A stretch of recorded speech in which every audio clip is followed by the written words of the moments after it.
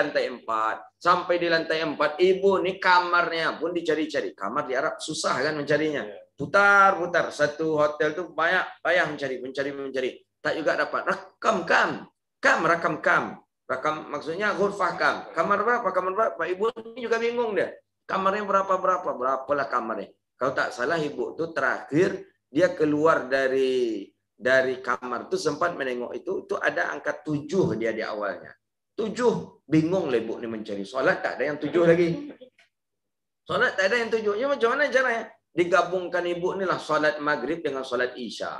Usalli fardal maghribi salasa wa isya arba'a raka'atin. Jadi 3 tambah 4. 7 dia jadi.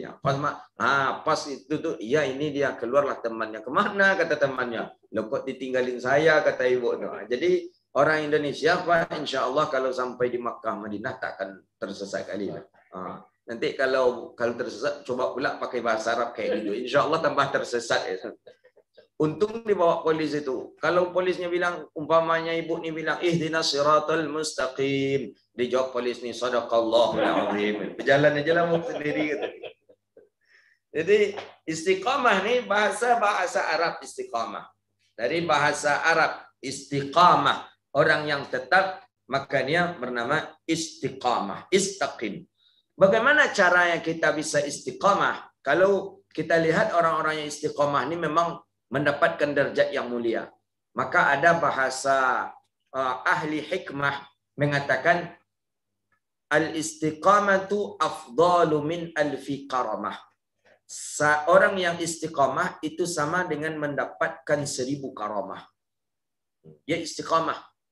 Makanya kiai dulu belajarnya cuma Al-Fatihah tapi salat zuhurnya bisa ke Makkah. Itu karamah. Karamah yang Allah berikan kepada orang-orang yang istiqamah. Ada karamah Ustaz? Ada. Menurut akidah ahli sunnah wal jamaah, ada 5 nih. Pertama ada namanya irhas. Yang kedua ada namanya mu'jizat. Yang ketiga ada namanya karamah. Yang keempat ada namanya ma'unah. Yang kelima ada namanya istidraj. Ini menurut ahli sunnah wal jamaah ada.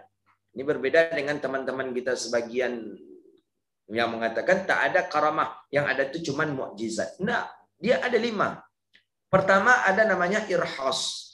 Irhas ini suatu kelebihan yang Allah berikan kepada para nabi, tapi sebelum diangkat menjadi rasul. Nabi belum diangkat menjadi rasul, tapi sudah memiliki kehebatan yang di luar jangkauan akal manusia. Ini namanya irhas. Contoh, Nabi Muhammad ketika pergi berdagang, Nabi dilindungi oleh awan. Berjalan Nabi, awan pun berjalan. Berjalan Nabi, awan pun berjalan. Ketika air tak ada, Nabi perah susu kambing yang sakit dalam hadis. Sekambingnya sakit, tak akan mungkin ada air susu. Maka ketika Rasulullah dalam perjalanan itu, air habis. Nabi minta, ya'tinil ma', tolong beri kami air. Tak ada. Atau kami beli susu kambing ini. Kata yang menjaga kambing, ini bukan punya saya.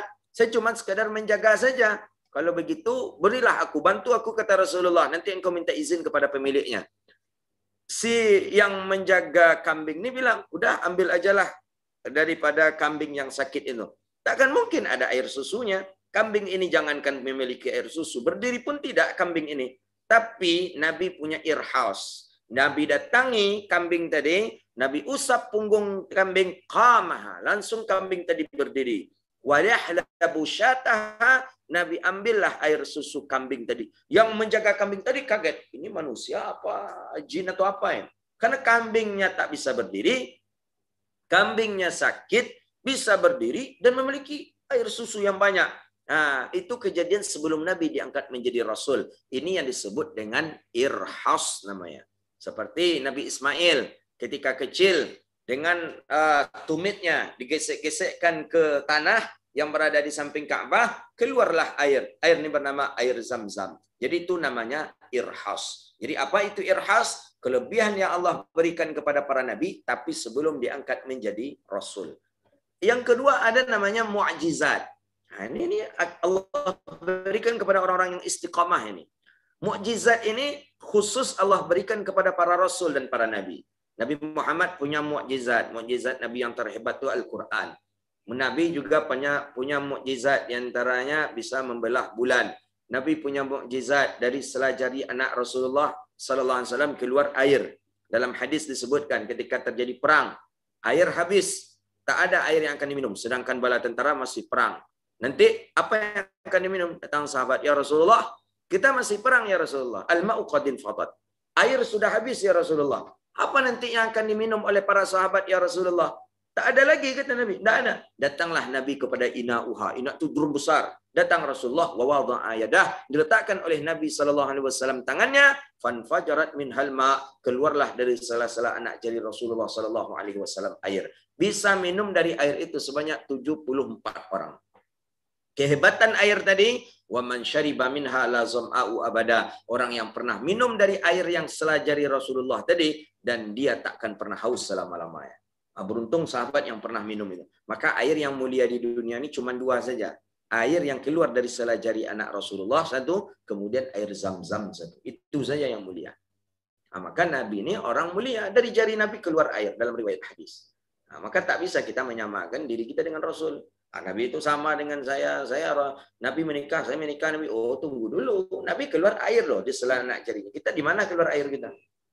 Kita di mulut kita keluar air, habis itu di badan kita, keringat kita.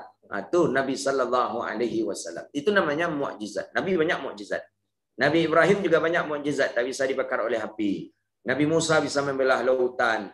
Nabi Isa bisa menghidupkan orang mati. Ini semuanya namanya mukjizat. Yang ketiga ada namanya karamah. Ini dia. Karamah. Maka katanya tadi, al-istiqamatu afdalu min alfi karamah. Orang yang bisa istiqamah itu lebih mulia daripada 1000 orang yang memiliki karamah.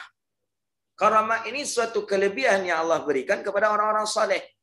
Orang-orang saleh yang selalu dia istiqamah, Allah berikan karamah. Apa karamah di antaranya? Ada dia yang tak basah oleh hujan. Ada yang dia ketika menyeberangi sungai tak perlu pakai perahu. Di kita dulu ada di Rahul, Pak. Namanya Syekh Abdul Saleh. Saya pernah jumpa dengan beliau. Memang ulama-ulama di Riau ini mengatakan beliau seorang wali Allah. Punya karamah. Karamahnya beliau itu tak bisa sombong. Jadi umpamanya ada niat sedikit, ingin nak menguji beliau. Itu ke surau beliau itu, jadi Rahul beliau. Dulu Pak Ahmad jadi bupatinya ingin membuatkan jembatan ke suraunya. Karena melewati sungai yang begitu deras, Pak. Beliau menolak, tak mau. Belah surau saya di sana. Jadi orang yang ingin ke suraunya itu mesti melewati sungai tadi pakai sampan. Kalau kita sombong, itu sampan tadi hanyut aja deh, Pak. Itu banyak yang mencobanya. Jadi ketika kita datang ke sana, beliau alim, beliau salat. Nanti kalau tak salat beda lagi nih, ini nomor 5 nanti nih kalau tak salat. Tapi tetap Allah berikan kelebihan nomor 5. Ini beliau orang alim, orang saleh. Beliau dengan zikirnya, dengan Qur'annya.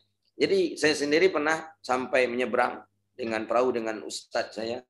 Sampai di pinggiran itu, kita bertanya, disambut oleh seorang.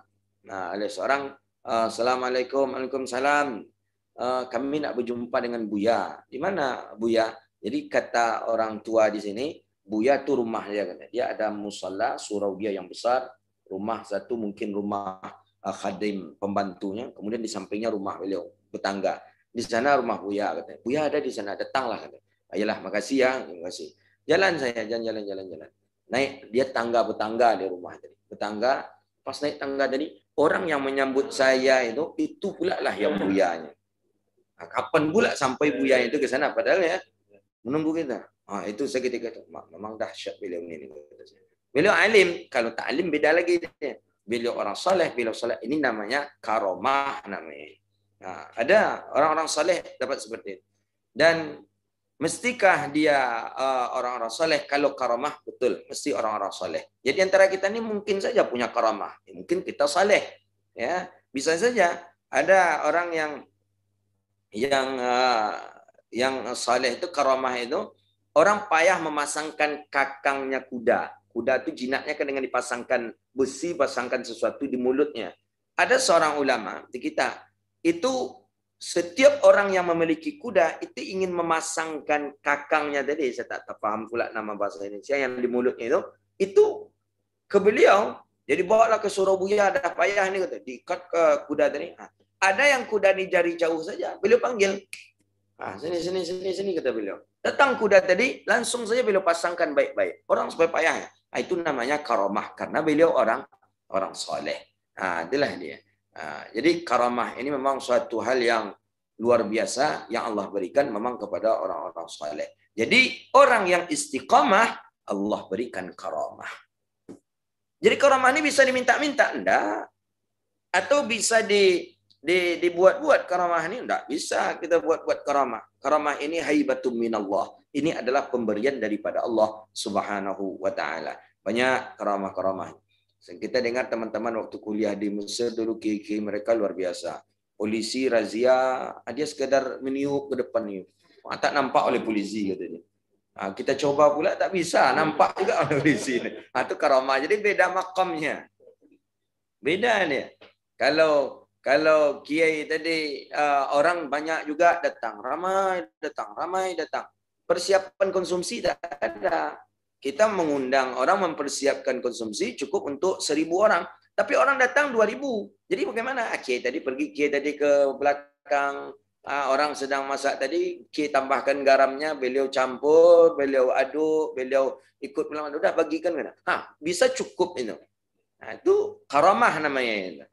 Kalau kita tidak bisa, datang juga tamu kacau juga, hancur belum juga bertambah-tambah. Ini bagian daripada karamah. Yang mudah-mudahan kita bisa Allah berikan keistiqomahan dan mendapatkan suatu karamah dari Allah Subhanahu